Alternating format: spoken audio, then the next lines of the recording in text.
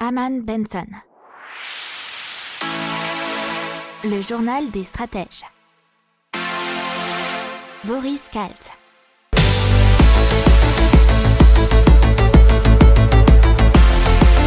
Bonjour à tous et bienvenue dans le journal des stratèges pour l'intégrale Tech, Impact et Écho de la semaine. Je vous souhaite une excellente journée et écoute surtout.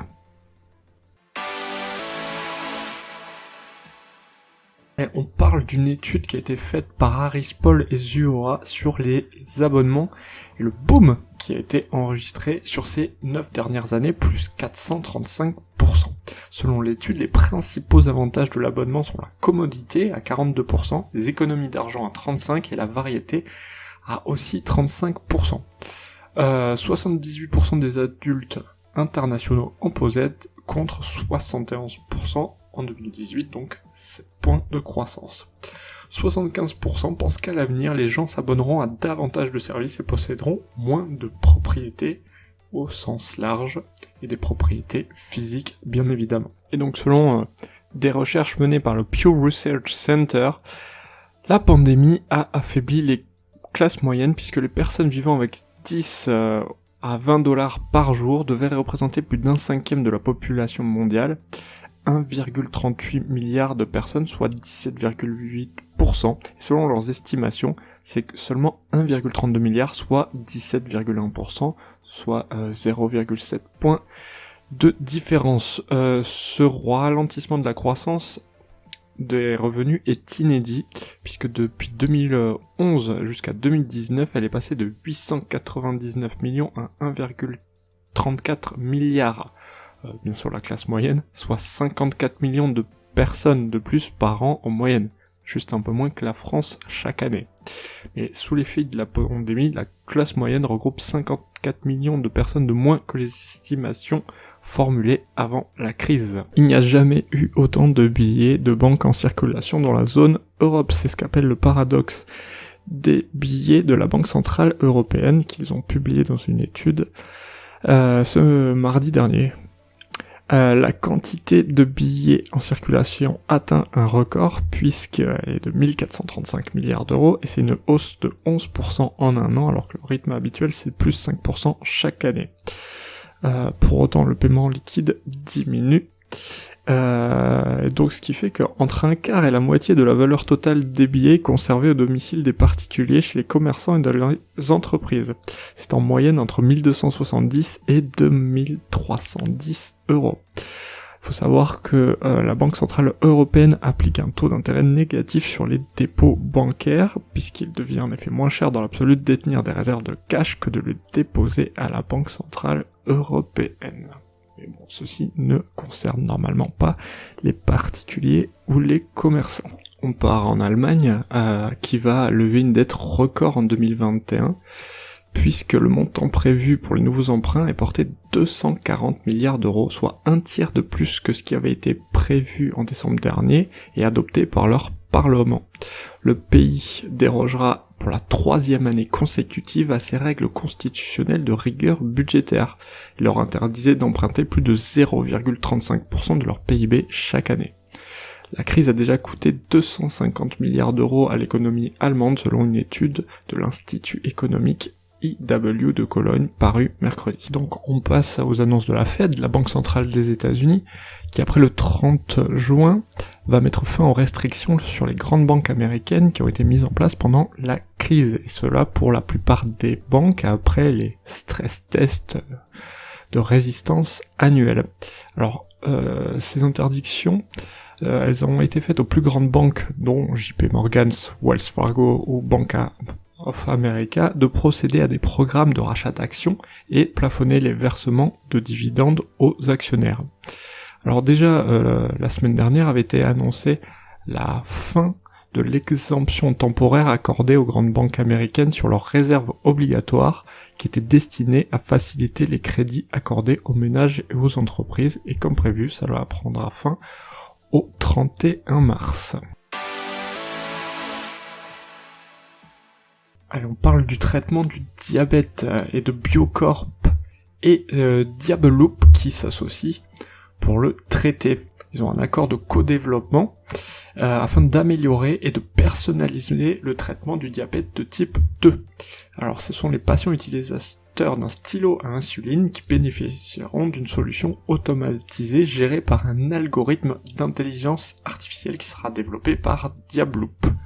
Reproduisant le fonctionnement du pancréas, l'intelligence artificielle y analyse les données relatives à la glycémie, calcule la dose d'insuline à administrer et commande la délivrance. Selon les informations de Bloomberg, Microsoft serait enclin à acquérir Discord, et cela pour pas mal de milliards, puisque ça représenterait environ 10 milliards de dollars, et il y a d'autres entreprises qui sont dessus, apparemment Epic Games, qui pour ceux qui connaissent développe le jeu Fortnite par exemple, ou Amazon, qui est le géant, qui est très intéressé.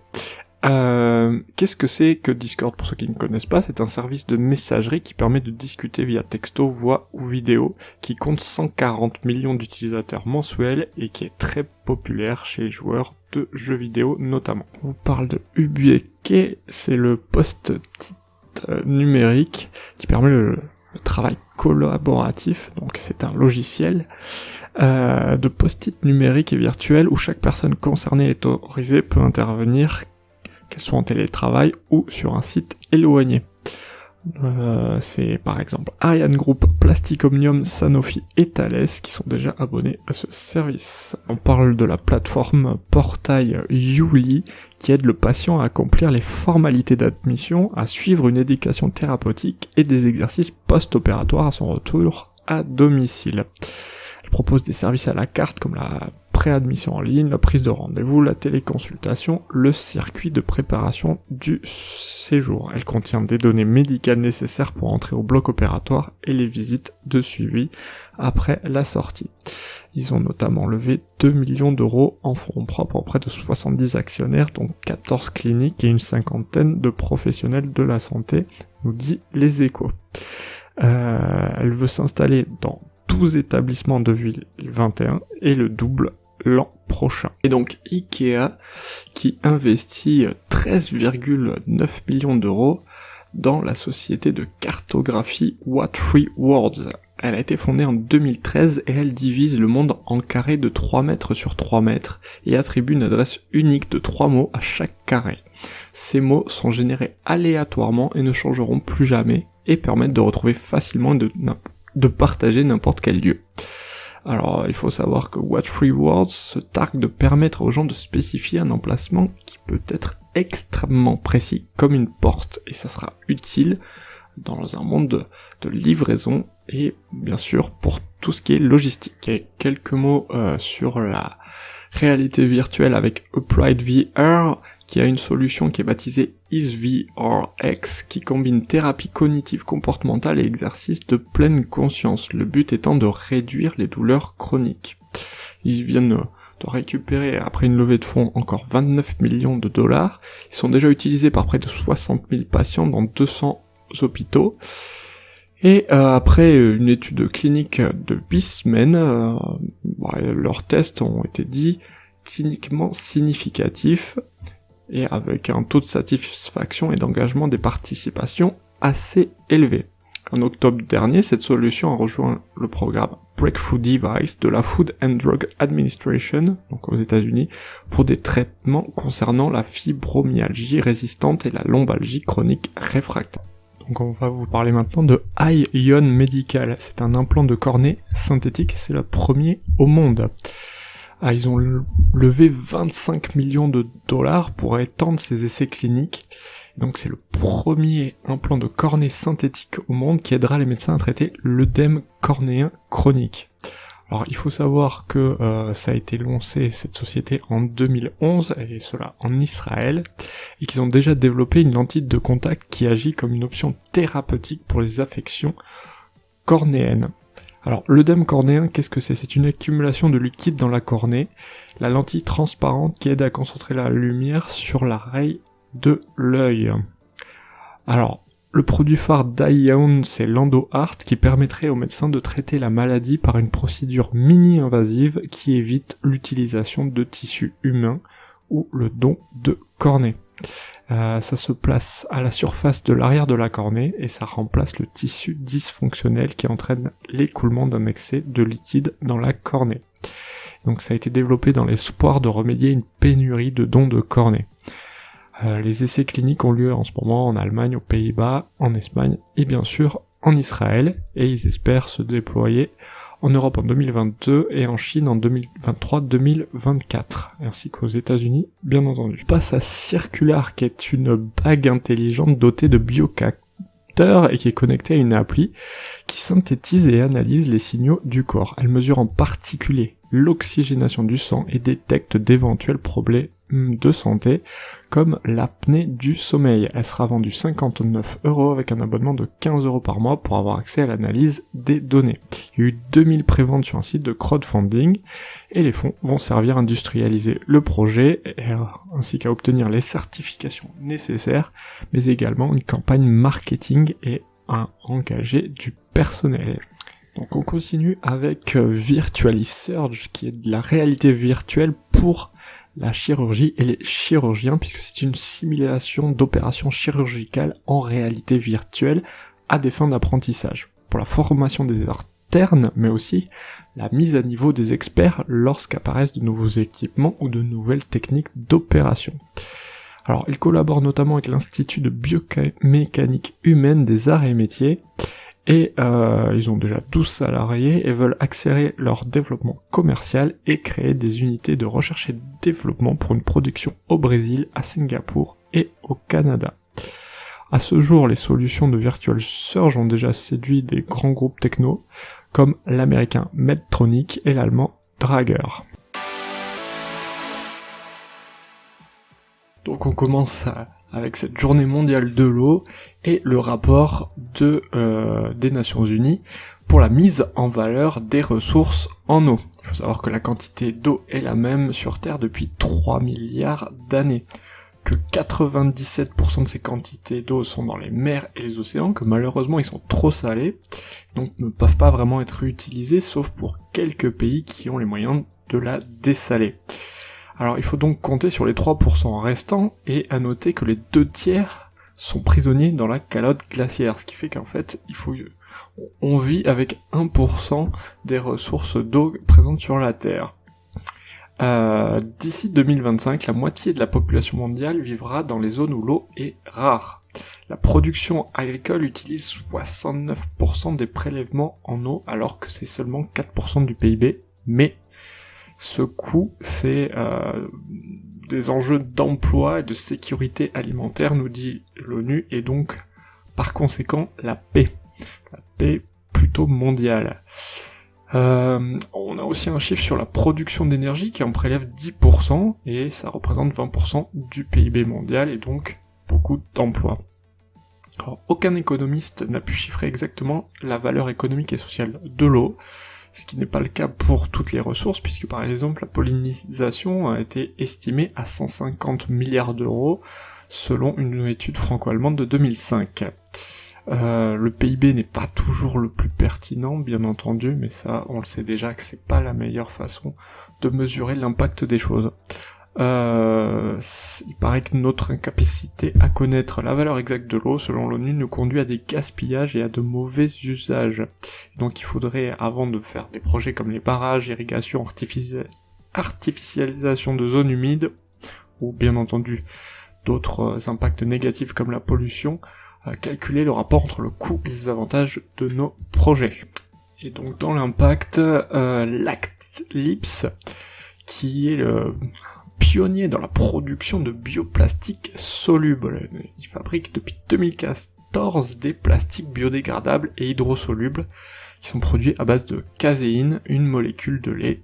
Ils ont reçu le soutien du Fonds Société de Projets Industriels, qui est géré par BPI France, mais aussi Diamond Edge Ventures, et le fonds d'investissement de Mitsubishi. Là, ils ont fait dernièrement une levée de fonds de 13 millions d'euros pour passer à la phase d'industrialisation. C'est leur 4e levée de fonds après plusieurs en 2015 et 2017 par exemple. Il faut savoir qu'ils veulent créer une usine qui sera normalement opérationnel en 2022, et qui ferait environ 2500 mètres carrés, et ça leur permettrait d'atteindre de nouveaux marchés, notamment l'alimentaire avec des films comestibles, la construction, les plastiques à usage unique, ou encore le pelliculage, qu'il soit en France ou à l'étranger. Donc c'est parti avec les géants de la mode et l'indice de durabilité qui a été mis en place par le rapport de Business of Fashion, et ce sera publié dans la perspective de la conférence des Nations Unies sur les changements climatiques qui aura lieu à Glasgow en novembre 2021. Donc ils ont fait 15 groupes avec 5 dans le luxe, 5 dans la grande distribution et 5 dans le sportwear, avec une évaluation dans 6 domaines: transparence, émission des CO2, utilisation de l'eau et des produits chimiques, matériaux, droits des travailleurs et les déchets. Aucune entreprise n'obtient plus de 50 sur 100 dans ce classement. Alors les pires, c'est la holding suisse Richemont, qui a notamment Chloé et Ralph Lauren, la société japonaise Fast Retailing, qui a Uniqlo et Princess Tam Tam, et le groupe américain Under Armour, qui ont obtenu des scores inférieurs à 25. Les meilleurs élèves sont Kering, avec notamment, vous connaissez les marques Gucci et Saint Laurent, et Nike, qui ont obtenu des scores 49 et 47. On verra la suite dans les prochaines semaines. On passe à Jungle. Jungle, qu'est-ce que c'est ? C'est un système d'agriculture verticale unique qui a fait une levée de fonds de 42 millions d'euros. Ils ont déjà parmi leurs clients des grands groupes, notamment Monoprix ou encore Intermarché. Ils prévoient de doubler leurs effectifs d'ici 2022 et de cultiver 10 millions de végétaux, et aussi de s'étendre en Europe. Ils cultivent des herbes aromatiques, des salades, des fleurs sans pesticides ni herbicides. Depuis 2020, plus de 50 000 végétaux ont déjà été produits. Alors, grâce à ces millions récoltés, la ferme verticale de Château-Thierry dans l'Aisne sera étendue sur plus de 5000 m² pour augmenter sa production de fruits et de légumes dans le cadre des partenariats de distribution avec Monoprix et Intermarché, entre autres. Alors, Jungle vise 2000 points de vente au cours des 24 prochains mois. Et donc on passe à Innovaya, un système assez révolutionnaire pour purifier l'eau. Elle élimine sans produits chimiques les polluants identifiés comme l'arsenic, métaux lourds, nitrates à l'aide de filtres agissant comme des aimants et ayant une durée de vie de 10 ans. Le système effectue une première clarification, d'abord des infections purement mécaniques sans dépense d'énergie pour se débarrasser des impuretés et bactéries en suspension jusqu'à 10 nanomètres. Alors, il faut savoir que Innovaya n'existe que depuis quelques années et leurs premiers clients c'était des ONG au Laos, en République du Congo, aux Philippines. Ils avaient un caisson pour cela d'1,5 mètre cube et ils étaient dimensionnés pour fournir 20 litres d'eau par jour à 1000 personnes selon la norme OMS et son coût était de 30 000 € sur 10 ans.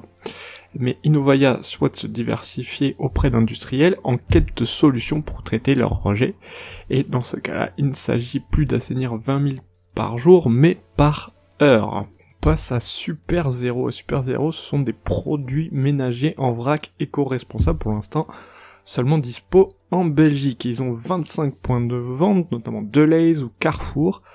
Ils ont déjà étonné, moi aussi ils sont étonnants, mais ils ont déjà écoulé 6 tonnes de lessive. Ils arrivent déjà à convaincre 2 à 3 supermarchés par mois et tablent sur 400 points de vente d'ici fin 2022.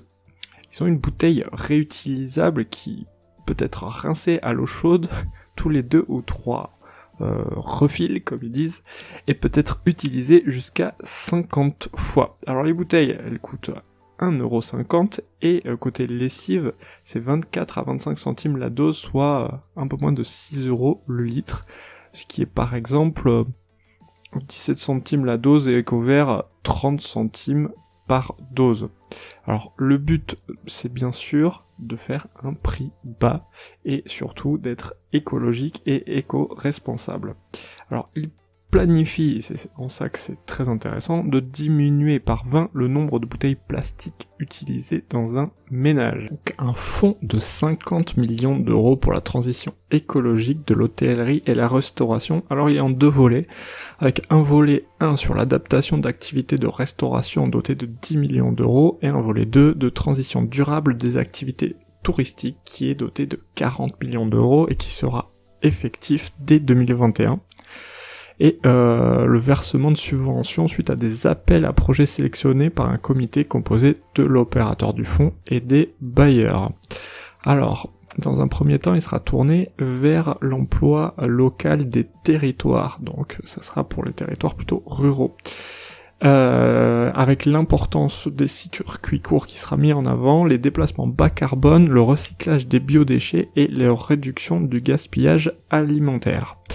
Dans un deuxième temps, ça sera pour les milieux urbains, pour les offres de loisirs et les transports dits touristiques.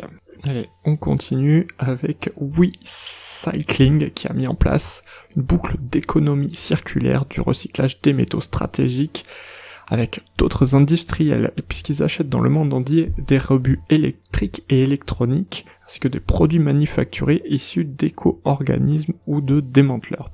Alors il y a plusieurs étapes, ils sont démontés et broyés quand ils les récupèrent, puis une étape thermique et électrochimique, et ensuite ils les récupèrent sous forme d'anode, de sel ou soluble.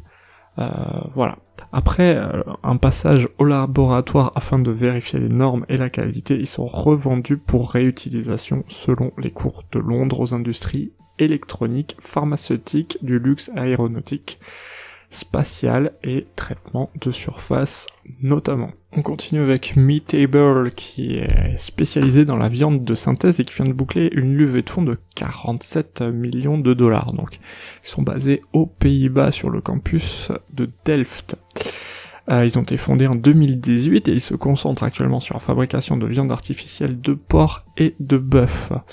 Pour autant, apparemment leur process est adaptable pour toutes les espèces, y compris moutons et les poissons. La technologie reproduit le processus naturel de croissance des graisses et des muscles à partir de quelques cellules d'un animal. Ça permet apparemment de produire de la viande en seulement quelques semaines et qui aurait le même goût et la même texture qu'une pièce de viande traditionnelle. Cela a un impact écologique moindre puisque ça utilise moins de ressources naturelles et émet moins d'émissions de gaz à effet de serre. Bon, on n'a pas les chiffres exacts, mais c'est à voir. Et c'est un marché en pleine expansion qui devrait atteindre, selon Blue Horizon Corporation, 140 milliards de dollars d'ici 2030. Donc l'approvisionnement en électricité qui sera en mode vigilance pour les 3 prochains hivers selon RTE.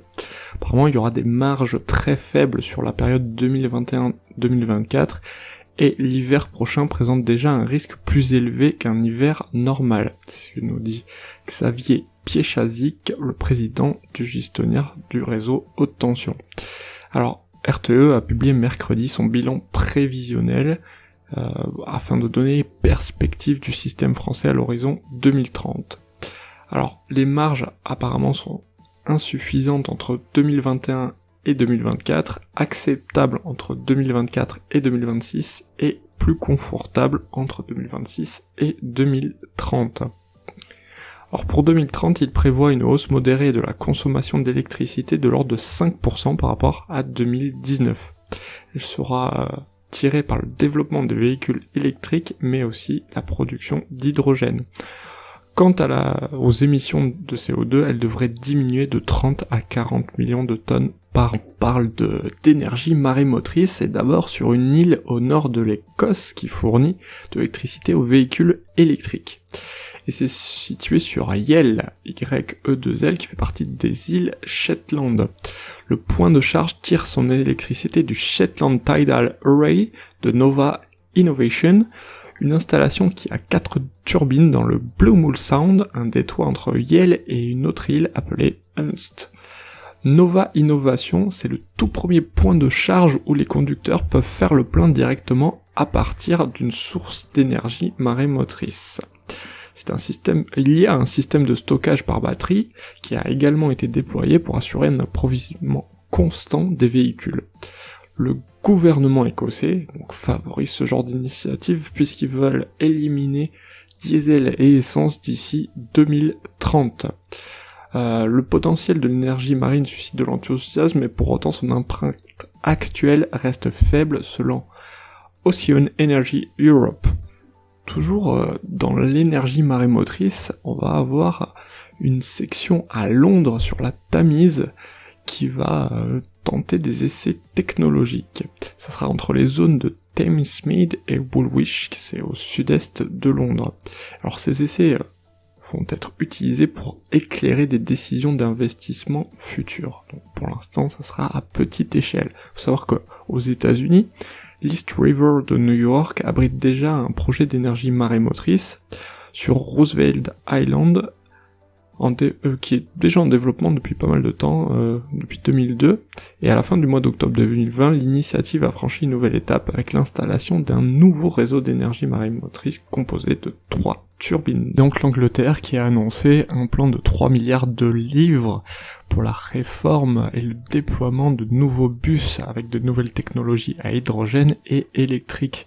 C'est la réforme la plus ambitieuse du secteur depuis une génération, dixit le gouvernement britannique. Il prévoit le déploiement de 4000 bus électriques ou à hydrogène et la création de centaines de kilomètres de nouvelles voies de bus.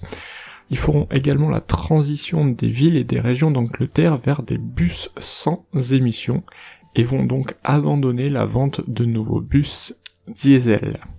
Il y a également toute une partie technique avec du sans contact, mais également plus de bus pour le week-end et le soir et un prix plafond qui sera introduit. Donc on vous parle de Farm Cube. Qu'est-ce que c'est ? C'est une ferme de culture verticale hors sol et en plus robotisée. C'est donc une structure technologique pour optimiser le rendement des plantations et limiter le transport, qui est isolé de l'environnement extérieur et qui fait, c'est un cube de 10 mètres carrés qui abrite entre 200 plants de tomates et 2000 de basilic, nous dit la société. Ils ont déjà 8 salariés, ont réalisé 60 000 € de chiffre d'affaires en commercialisant leur premier cube. Ils sont tout jeunes puisque créés en 2019. À l'intérieur, tous les paramètres sont mesurables, température, humidité, CO2, virus. Les plants grandissent sans pesticides et assurent une production constante. Alors pour occuper tout l'espace, les fondateurs ont développé une technique d'ultra-bioponie où les racines poussent dans l'air et sont arrosées par un nuage de 50 microns par ultrason. Alors ils souhaitent montrer des parcs de fermes et aussi développer leur R&D, c'est pour ça qu'ils cherchent 3 millions d'euros afin de concevoir un robot qui détecterait notamment les anomalies sur les plantes.